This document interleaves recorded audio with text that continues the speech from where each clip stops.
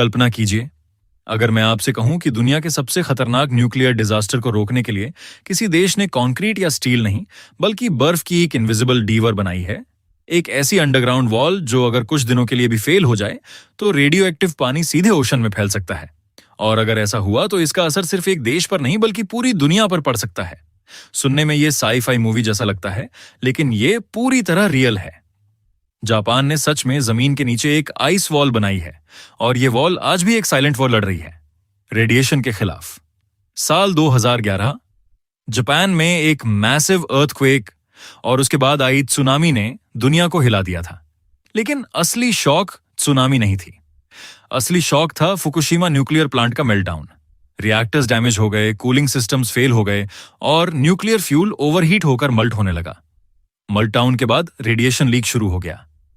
पूरी दुनिया की नजर जापान पर थी, लेकिन उस समय किसी ने इमेजिन भी नहीं किया था कि सबसे बड़ा खतरा एक्सप्लोजन नहीं बल्कि पानी बनने वाला है। हर दिन माउंटेन से आने वाला fresh ground water Fukushima plant के नीचे से गुजरता था। ये पानी रिएक्टर बिल्डिंग्स के अंदर जाता, मेल्टेड न्यूक्लियर फ्यूल और कंटेमिनेटेड स्ट्रक्चर्स के कांटेक्ट में आता और फिर खुद रेडियो एक्टिव बन जाता।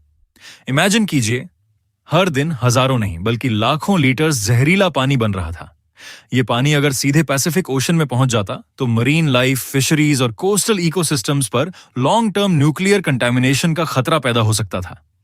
जापान के इंजीनियर्स ने शुरुआत में इस कंटेमिनेटेड पानी को जायंट टैंक्स में स्टोर करना शुरू किया, लेकिन कुछ ही सालों में प्लांट के आसपास हजारों स्टोरेज टैंक्स खड़े हो गए और फिर भी पानी रुक नहीं रहा था। अब सिचुएशन क्रिटिकल होती जा रही थी। जापान के सामने एक इम्पॉसिबल चैलेंज था। रेडियो एक्टिव पानी को कैसे रोका जाए?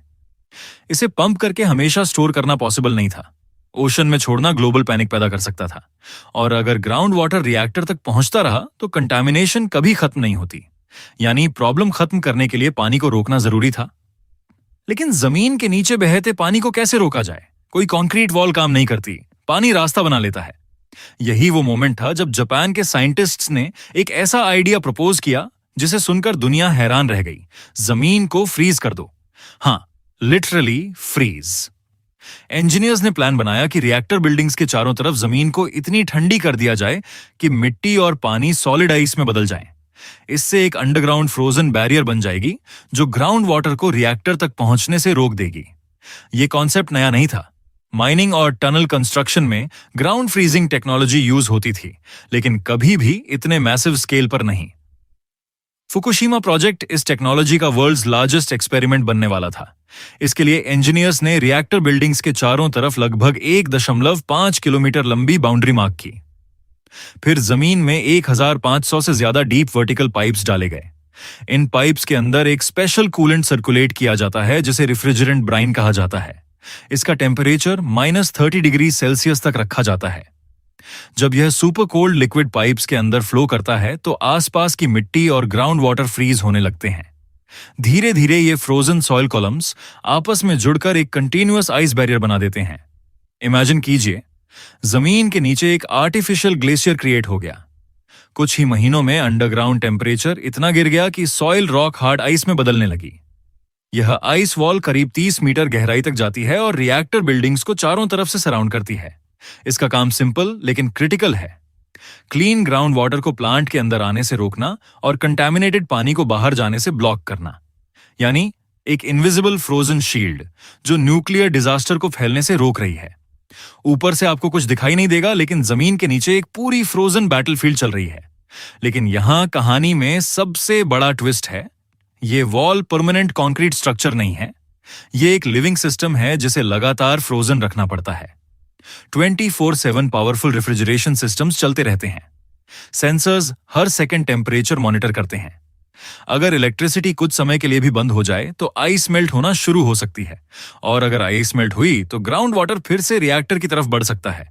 यानी यह वॉल सिर्फ बनाना ही चैलेंज नहीं था, इसे हमेशा फ्रोजन रखना उससे भी बड़ा चैलेंज है। इस प्रोजेक्ट की कॉस्ट भी शॉकिंग है। जापान गवर्नमेंट ने इस आइस वॉल पर $100 of millions खर्च किए हैं और इसे मेंटेन करने के लिए इतनी इलेक्ट्रिसिटी लगती है कि एक छोटे शहर को पावर दी जा सके। क्रिटिक्स कहते हैं कि यह दुनिया का सबसे महंगा फ्रीजर है, लेकिन सपोर्टर्स का कहना है कि अगर ये वॉल नहीं होती तो रेडियो एक्टिव कंटेमिनेशंस कहीं ज्यादा बड़ा डिजास्टर बन सकता था। यानी ये वॉल सिर्फ इंजीनियरिंग एक्सपेरिमेंट नहीं बल्कि ह्यूमैनिटी के लिए प्रोटेक्टिव शील्ड है। अब सवाल आता है, क्या यह आइस वॉल सच में काम कर रही है?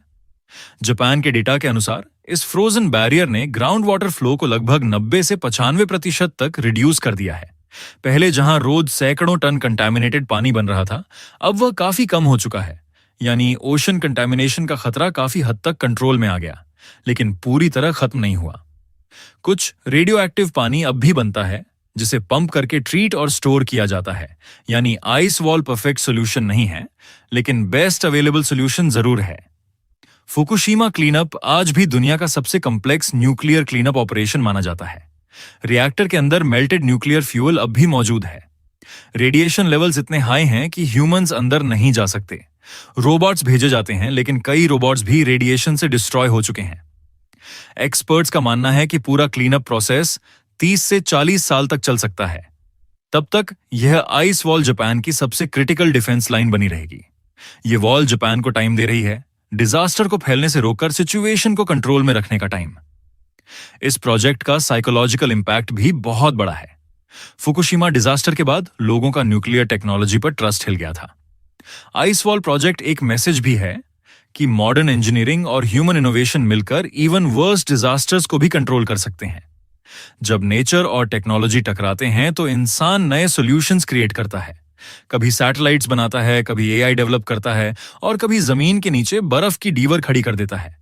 आज फुकुशिमा प्लांट के ऊपर सब नॉर्मल दिखाई देता है, लेकिन जमीन के नीचे -30 डिग्री कूलेंट लगातार फ्लो कर रहा है। रेफ्रिजरेशन सिस्टम्स बिना रुके काम कर रहे हैं। सेंसर्स हर सेकंड डेटा भेज रहे हैं। यह एक साइलेंट वॉर है, रेडिएशन के खिलाफ। और इस वॉर में हथियार मिसाइल्स या बॉम्ब्स नहीं, बल्कि आइस है।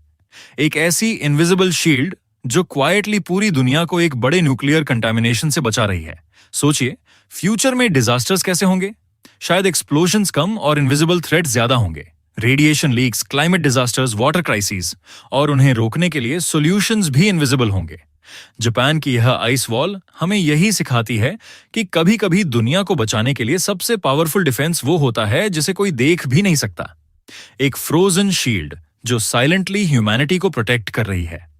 अब सवाल आपसे है, अगर ऐसी फ्यूचरिस्टिक टेक्नोलॉजी इंडिया में यूज हो तो किस डिजास्टर को रोका जा सकता है? Flood control, glacier melting, coastal protection या न्यूक्लियर सेफ्टी? कमेंट करके जरूर बताइए। अगर आपको ऐसे माइंड ब्लोइंग इंजीनियरिंग और हिडन टेक्नोलॉजी वाले वीडियोस पसंद हैं तो वीडियो को लाइक करें, चैनल सब्सक्राइब करें, क्योंकि यहां हम दुनिया के उन प्रोजेक्ट्स को डिकोड करते हैं जो फ्यूचर को शेप कर रहे हैं। मिलते हैं अगले वीडियो में एक और ऐसी टेक्नोलॉजी के साथ जो आपको सोचने पर मजबूर कर देगी कि इंसान कितनी दूर तक जा सकता है और दुनिया को बचाने के लिए क्या क्या कर सकता है।